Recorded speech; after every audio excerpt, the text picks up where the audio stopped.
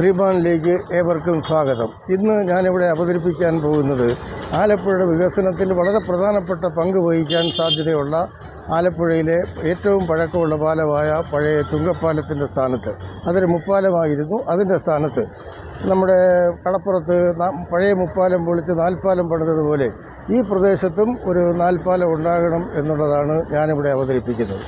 അങ്ങനെ ഒരു നാൽപ്പാലം വന്നാൽ അത് ആലപ്പുഴയുടെ എല്ലാ തരത്തിലുള്ള വികസനത്തിനും അത് വഴിയൊരുക്കും. മാത്രമല്ല അത് വിനോദസഞ്ചാരത്തിനും വ്യവസായത്തിനും അതുപോലെ തന്നെ എല്ലാ രംഗത്തും ആലപ്പുഴയ്ക്കുള്ള പുരോഗതിക്കുള്ള വഴിതെളിക്കും.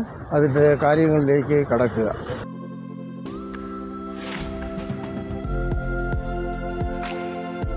ആലപ്പുഴ നഗര ഗ്രാമീണ പ്രകൃതി സൗന്ദര്യങ്ങൾ ഒത്തുചേർന്ന ഒരു ചെറു പട്ടണമാണ്. പഴയ തിരുവിതാംകൂർ രാജ്യത്ത് ശ്രീ കാർത്തിക തിരുനാൾ മഹാരാജാവിന്റെ ഭരണകാലത്ത് ദിവാനായിരുന്ന രാജ കേശവദാസന്റെ ഭാവനയിൽ കച്ചവട പ്രമാണിയായിരുന്ന മാത്തൂതരകന്റെയും വൈക്കം പത്മനാഭപിള്ളിയുടെയും മേൽനോട്ടത്തിൽ ബ്രിട്ടീഷ് എഞ്ചിനീയർമാർ രൂപകൽപ്പന ചെയ്ത് കഴിപ്പിച്ച കച്ചവടത്തോടും വാടക്കനാലും അനുബന്ധ തോടുകളും തോടുകൾക്ക് മീതെയുള്ള പാലങ്ങളും തോടുകളിൽ കൂടി തിങ്ങി നീങ്ങുന്ന കേവ് വള്ളങ്ങളും തോടുകളുടെ ഇരുകരകളിലെ നടപ്പാതകളും ചേർന്ന് ആലപ്പുഴയെ കിഴക്കിന്റെ വെനീസാക്കി. ഒന്നാം പിണറായി വിജയൻ സർക്കാരിൽ പൊതുമരാമത്ത് വകുപ്പ് മന്ത്രിയായിരുന്ന ജി സുധാകരൻ മുൻകൈയെടുത്ത് പടിഞ്ഞാറെ മുപ്പാലം പൊളിച്ച് ഒരു നാൽപ്പാലമായി പുതുക്കി പണിയാൻ തയ്യാറായി.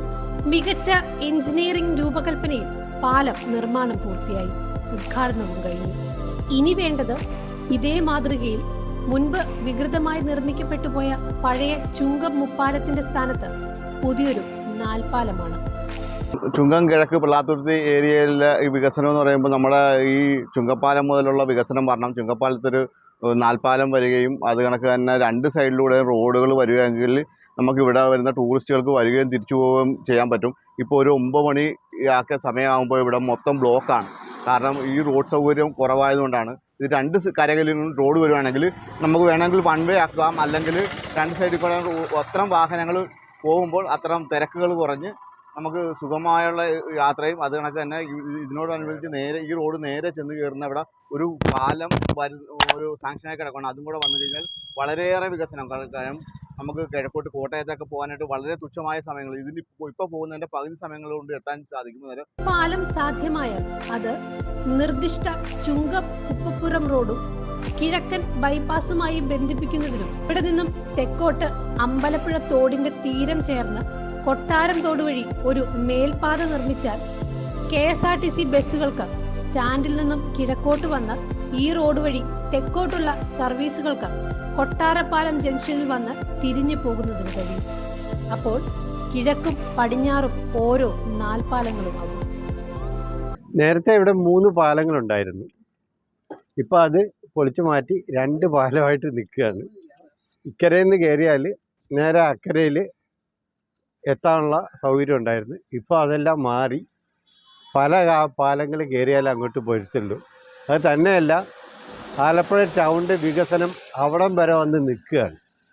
ഇപ്പോൾ പുന്നമട കഴിഞ്ഞാൽ ഏറ്റവും കൂടുതൽ ടൂറിസ്റ്റുകൾ വരുന്നത് പള്ളാത്തുരുത്തി ബോട്ട് ജെട്ടിയിലാണ്.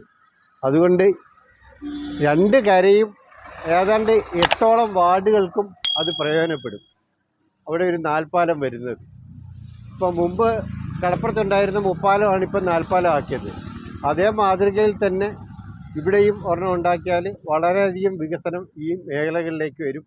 പ്രത്യേകിച്ച് വെള്ളപ്പൊക്ക ബാധിത പ്രദേശങ്ങളാണ് ഇതെല്ലാം.